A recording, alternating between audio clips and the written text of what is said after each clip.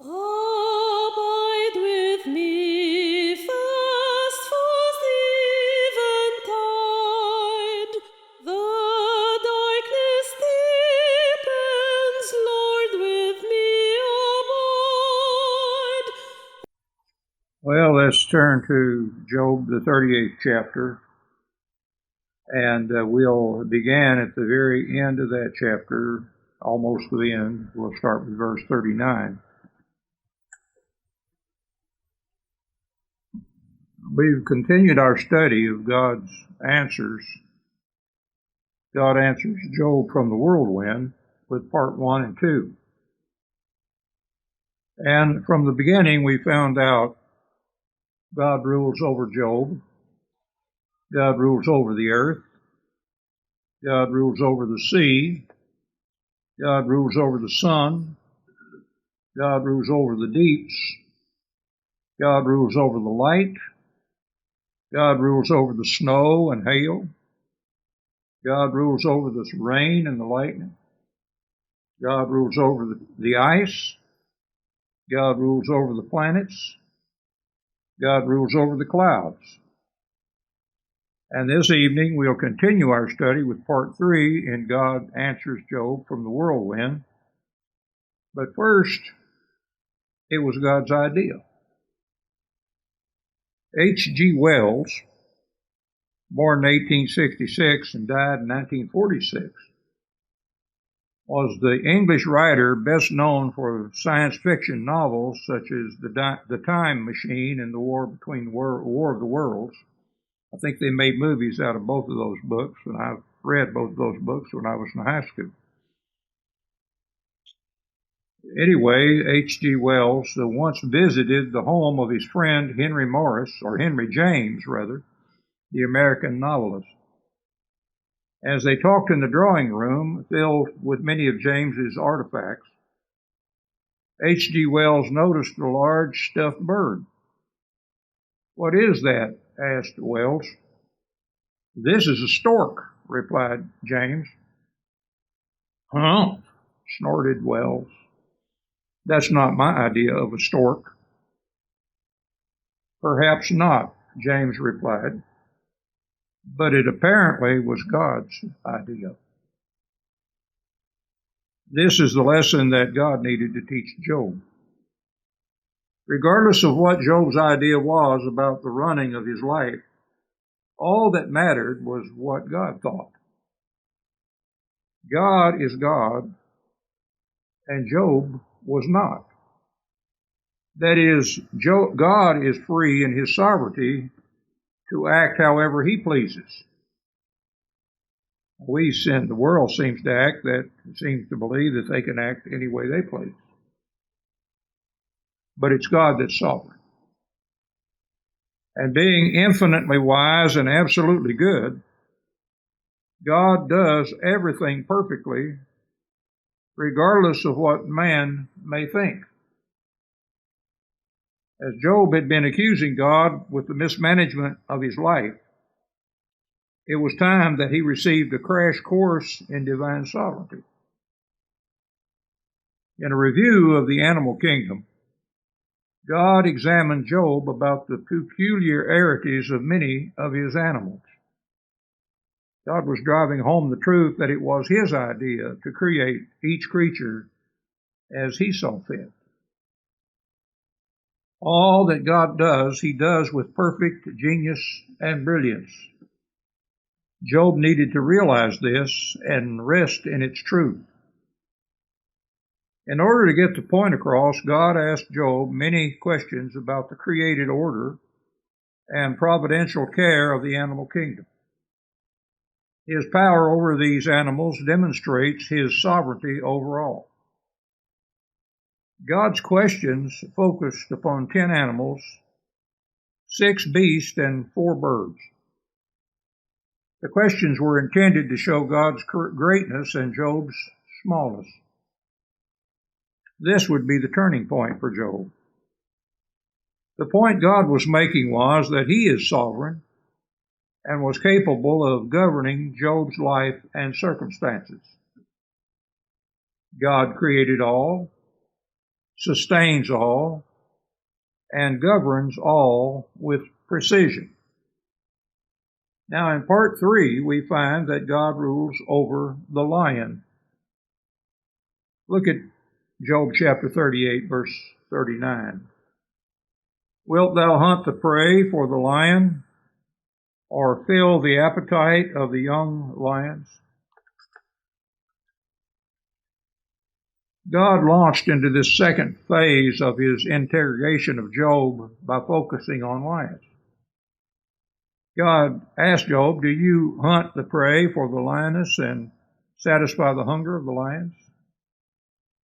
It seems that even in ancient days it was known that the lioness hunted for the lion.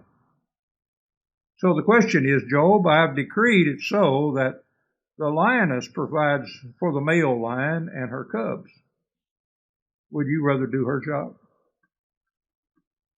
The implied answer is no.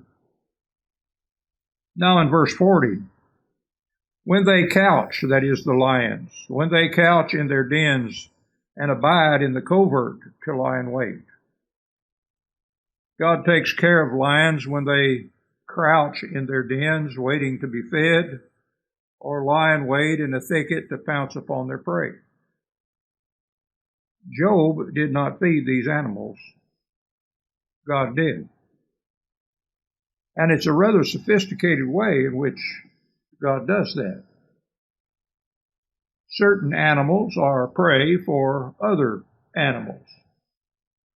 Certain birds are prey for other birds or other beasts. Certain insects are made to be prey for other insects. It's a cycle of life. It's much more sophisticated than Job could ever fathom. If God cares for their needs, the needs of the lion and his creation, how much more must he provide for Job? And then God rules over the raven. Look at verse 41. Who provideth for the raven his food? When his young ones cry unto God, they wonder for lack of meat. Who provides food for the raven when its young cry out to God and wonder about for lack of food? Job was incapable of feeding the raven and its young, but not God. The Lord was able to supply the needs of this helpless bird and thus should be trusted. And if the bird could rely on God, why could Job not do the same? The bird's dependence on God was in stark contrast to Job's arrogant demands of God. And then God rules over the goat. Chapter 38 has shown God in his past creation. Chapter 39 that we're going to will reveal God in nature. God as the sustainer of his creation. This is his revelation through his creation right at the present. In the first part of verse 1, chapter 39, knowest thou the time when the wild goats of the rock bring forth? Here God queries Job about the birthing process of the mountain goat, showing his sovereignty over all. The anticipated answer is no. Job didn't know this. In the absence of Job's understanding, he should trust God, even for what he did not comprehend about his own life. And then God rules over the doe.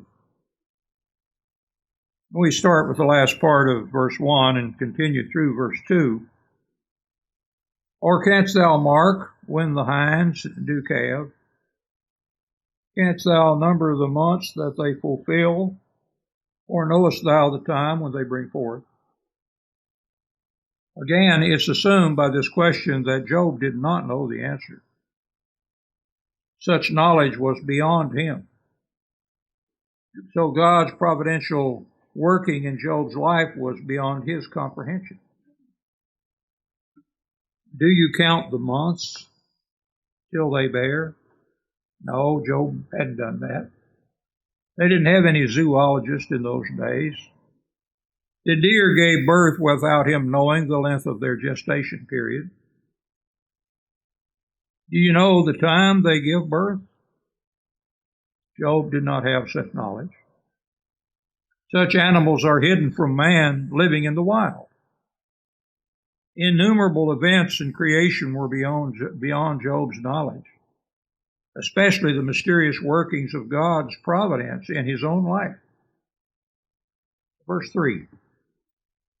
They bow themselves, they bring forth their young ones, they cast out their sorrows.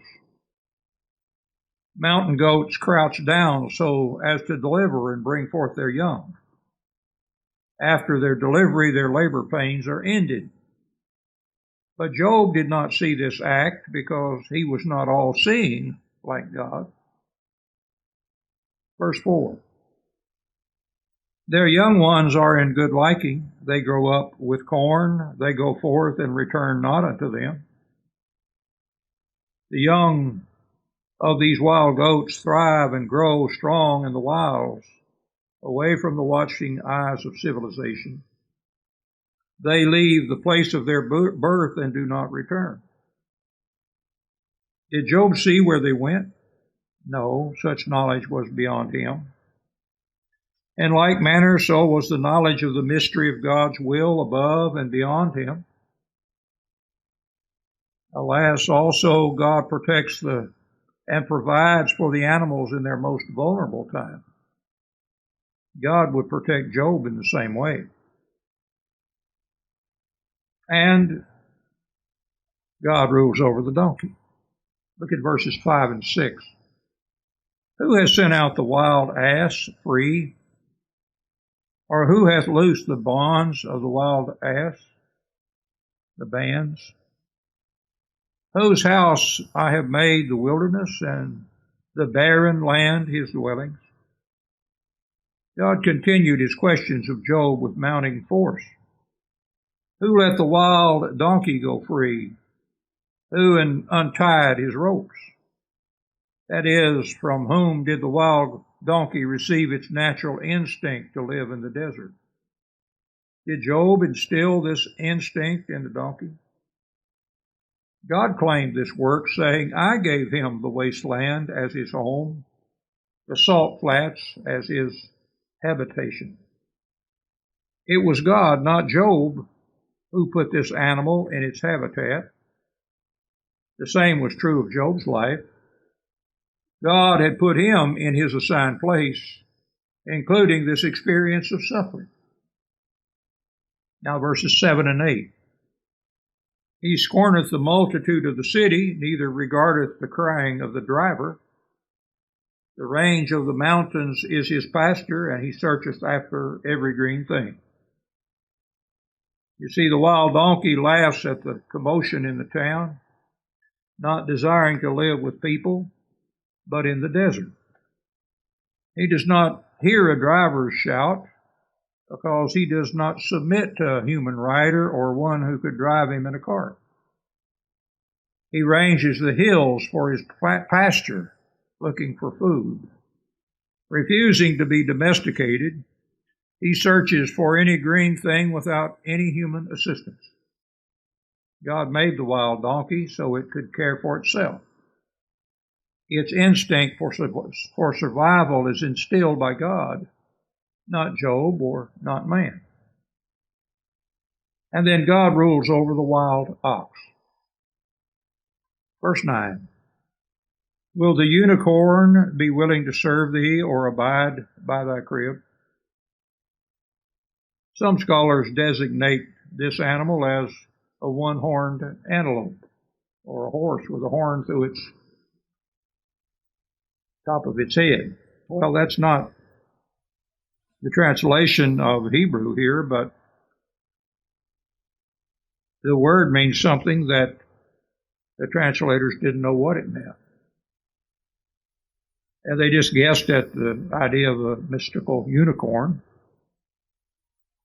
Jerome, who provided the Vulgate in the 3rd century, said that it was a rhinoceros. And others said it was an auroch, or a large wild ox, which became extinct in 1627 AD, from which our smaller domesticated cattle may have descended. But God pressed Job. Will the unicorn or the wild ox consent to serve you? And that's probably what it was. They have skeletons of that auroch, but to be at least 2 or 3 times larger than an average ox. God said, can you humble and subdue this animal to come under your authority? It had never been domesticated before. And if not, what had made Job assume that he could tame the ox's creator? If you can't tame the auroch, do you think you can tame God? You think you can get him to do what you want to do? He is the creator. Will that auroch stay by your manger at night? If Job could not control the creation, he certainly could not control the creator. Now verse 10. Canst thou bind the unicorn with his band in the furrow? Or will he harrow the valleys after thee? This large wild ox refused to yield to the authority of any man. Can you hold him in the furrow with a harness? That is, did Job have the ability to tame this wild animal and cause it to plow his field? Will he till the valleys behind you? The implied answer is no. So if Job could not tame this animal, it was insane to assume he could do so with God, the creator of that animal. Verse 11. Wilt thou trust him because his strength is great, or wilt thou leave thy labor to him? Pressing the point further, God asked, Job, will you rely on that oxen for his great strength? Well, the implied answer is yes, you could rely on him for strength. It could be trusted to do its work for man's benefit if only it could be domesticated. Will you leave your heavy work to him? This question assumes a positive answer, yes, but if only this wild ox could be tamed, this animal could be relied on to assist man. The implication is clear. Job could not tame God, but instead must rely on God. If man could trust animals to help, then surely God could be trusted. And then verse 12. Wilt thou believe him that he will bring home thy seed and gather it into thy barn? Can you trust this wild oxen to bring in your grain? The answer assumed would be yes. This animal could be trusted to serve the needs and best interest of man if domesticated. Likewise, could Job trust him to gather the grain to his threshing floor? The expected answer is yes. Therefore, Job could do the same with God. He should trust God implicitly rather than attempt to correct the Almighty. And then God rules over the ostrich. In the 13th verse, God says, Gavest thou the goodly wings unto the peacocks, or wings and feathers unto the ostrich? God next described the ostrich, an odd-looking bird with bizarre features and behavior. Rather than asking a series of rhetorical questions, this section instead contains declarative statements.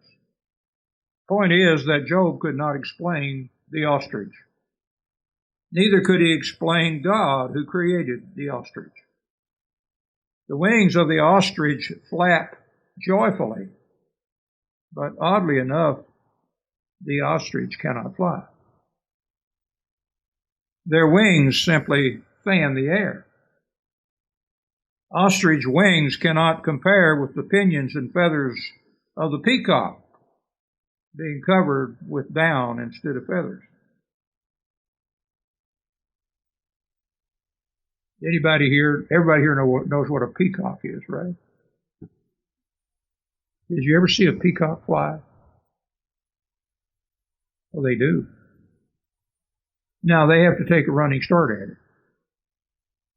But peacocks can fly. And God's talking to Job here, and he says, look,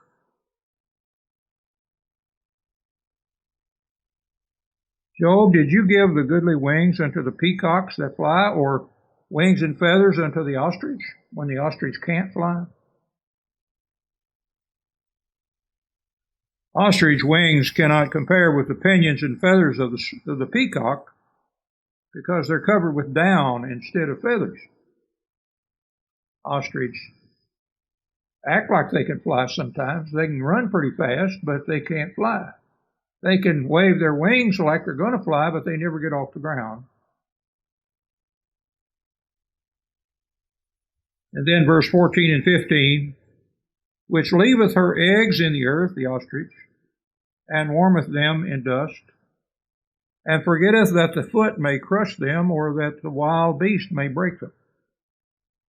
Other birds build their nest in trees, but the ostrich lays her eggs on the ground and lets them warm in the sand. This bizarre bird camouflages the eggs from predators and hunters. The ostrich conveys that it is unmindful that a foot may crush those eggs, or that some wild animal may trample them. The idea is, had Job observed the incubating habits of ostriches,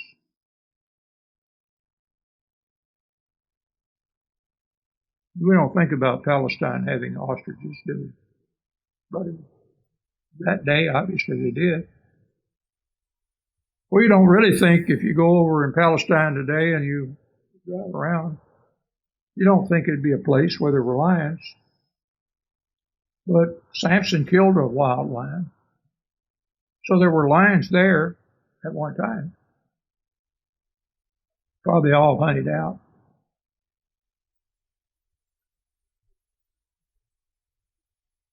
Then he says to Job, that ostrich is hardened against her young ones, as though they were not hers. Her labor is in vain without fear, because God hath deprived her of wisdom. It's not a very smart bird. Neither hath he imparted to her understanding. By outward appearance, the ostrich treats her young harshly, as if they were not hers. Abandoning her young only adds to the unusual nature of this bird. She acts as if her young are not her own. This gives the impression that she cares not that her labor was in vain, delivering them only to be abandoned. It can only be concluded that God did not endow her with wisdom or give her a share of good sense. Her stupidity is clearly seen, since she forgets where she has buried her eggs. And further, when she's scared of something she wants to hide, she just sticks her head in the hole and thinks she's completely covered, right? Verse 18, what time she lifteth up herself on high, she scorneth the rider, she scorneth the horse and his rider. Yet in spite of this lack of smarts, when she spreads her feathers to run, she laughs at the horse and rider. Why? Well, this odd bird, although inferior in intelligence, is superior in speed, running up to 43 miles an hour. If you took the top winning racehorses of the Kentucky Derby, the fastest would only be going 55 miles an hour, and the average horse could be outrun easily by an ostrich, because they didn't have any thoroughbred racehorses in that day. Remarkably, she represents the mystery of God's sovereignty, which is past human comprehension. The God who has created such a silly bird also has designed a strange providence that exceeds man's ability to understand. In God's genius, He has created a bird that cannot fly, a fact that is an enigma to man. The mystery of what God was doing in Job's life was also past Job's finding out. And then God rules over the horse. Verse 19. Hast thou given the horse strength? Hast thou clothed his neck with thunder? God shifted the focus of his discourse to the horse, an animal quite unlike the ostrich. Rather than being the object of ridicule like the strutting ostrich, the horse was admired for its strength and valor, especially in face of danger. You see, a horse by nature is a flight animal. If you're around horses very long, I used to be pretty active in that. When a horse gets scared, he runs from you. But in order to make a man of war, in order to make a war horse, that horse has to be trained, overcome his flight nature, and charge into battle. He paused. Clearly, Job, though superior to the horse, could not make it afraid like a grasshopper. Canst thou make him afraid as a grasshopper? The glory of his nostrils is terrible. Clearly, Job, though superior to the horse, couldn't make it afraid of a grasshopper. It was God, not Job, who made this animal so full of courage in the face of adversity. The implication was that God could also make Job confident as he faced his devastating trials. And then verse 21 and 22, speaking of the horse, he paweth in the valley and rejoiceth in his strength. He goeth on to meet the armed men. He mocketh at fear and is not affrighted, neither turneth he back from the sword. Preparing to charge into battle, the horse paws, furiously rejoicing in his strength. Expecting a victory, this war horse charges into the fray without regard for his own life. In spite of being surrounded by danger on all sides, he laughs at fear, afraid of nothing. In the day of battle, he does not shy away from the sword of opposing soldiers because he has unflinching courage. And then we're in verse 23 and 24. The quiver rattleth against the horse, the glittering spear and the shield. He swalloweth the ground with fierceness and rage. Neither believeth he that it is the sound of the trumpet. The archer's quiver that the rider has is full of arrows. And as they're galloping along, that quiver rattles against the side of the horse. But the horse continues its headlong rush into conflict. The flashing spear and shield are also courageously carried by the war horse into the skirmish. Not with fearful hesitation, but in frenzied excitement. The horse eats up the ground, charging forward. He cannot stand still when the trumpet sounds, but must advance into battle. Verse 25. He said unto the trumpets, Ha, ha, ha, and he smelleth the battle afar off, the thunder of the captains and the shouting. So at the blast of the trumpets sounding the charge, the horse snorts through flared nostrils. He is invigorated and stimulated in the face of battle. As if looking and longing for war, he catches the scent of the battle from afar. Eagerly, with an insatiable desire for war, he is drawn into the battle by the shout of commanders and the battle cry. But because Job is inferior to this courageous animal, he is infinitely inferior to its creator, whom God has been audaciously calling into account. And then God rules over the hawk. We've talked about 20 things so far that God rules over. Verse 26, doth the hawk fly by his wisdom and stretch her wings toward the south? God's review of the animals concluded with two birds, the hawk and the eagle, both of which are known to soar at incredible heights. And God asked Job, does the hawk take flight by your wisdom and spread his wings toward the south? The intent of this probing question was once again to put Job in his proper place. It was an inquiry intended to show that God, not Job, was in charge of the universe. The migrating instinct is placed within the bird by God, directing his flight south. Mysteriously, this animal is led about by God. So does God also mysteriously govern events and people according to divine purpose. 21, God rules over the eagle. Verse 27 through 30. Doth the eagle mount up at thy command and make her nest on high? She dwelleth and abideth on the rock, upon the crag of the rock in the strong place. From thence she seeketh the prey, and her eyes behold afar off. Does the eagle soar at your command, Job, and build his nest on high? Quite obviously, Job did not direct the eagle in its activities. That power and ability belongs to God alone, the Creator, Sustainer, and Ruler of all. So did God also order the events of Job's life. God noted that the eagle dwells on a cliff high above and stays there at night.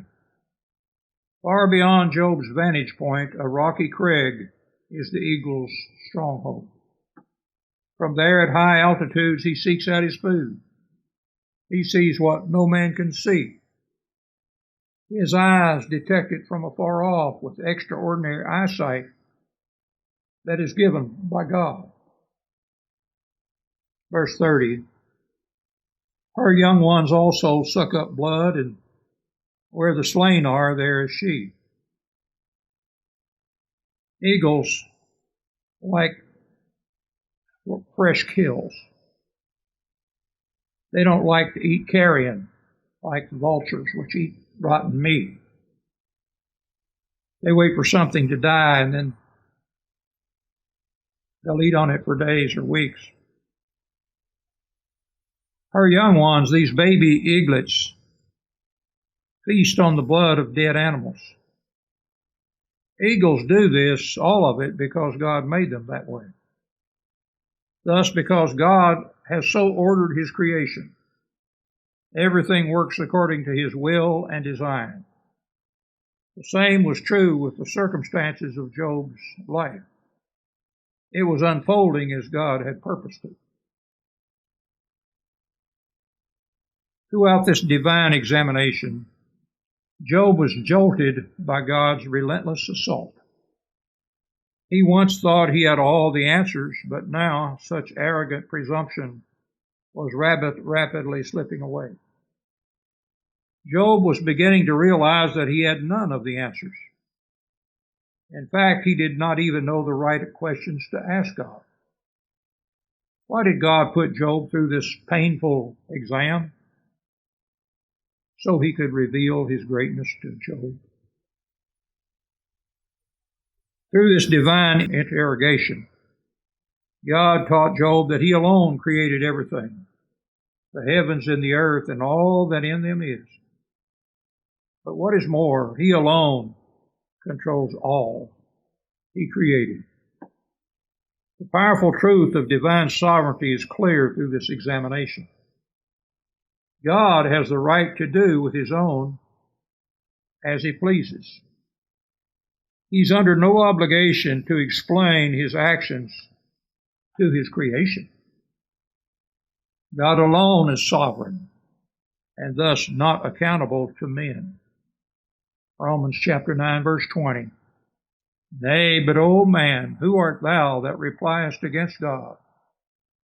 Shall the thing formed say to him that formed it, Why hast thou made me thus? Now, the sermon I brought here at least once. Are you criticizing God? This is the lesson revealed to Job by the Lord. In the absence of knowing why, Job needed to be quiet and submit to God. Only in seeing and knowing God would Job find the relief for which he was searching. Now, next week, we'll cover chapter 40 and then 41, and then we come to the last chapter. We have 3 more sessions on the book of Job before we go to Psalms. And I think of all the chapters, if you look at each chapter separately, I think the last chapter is my favorite. There are verses in the previous chapter that I like as good or better than any verse in the Scripture. But this last chapter of Job we'll cover it about 3 Sunday nights from now, God willing. That's my favorite of all the chapters of the book of Job. That's our service and our message tonight. Steve, would you close us in prayer?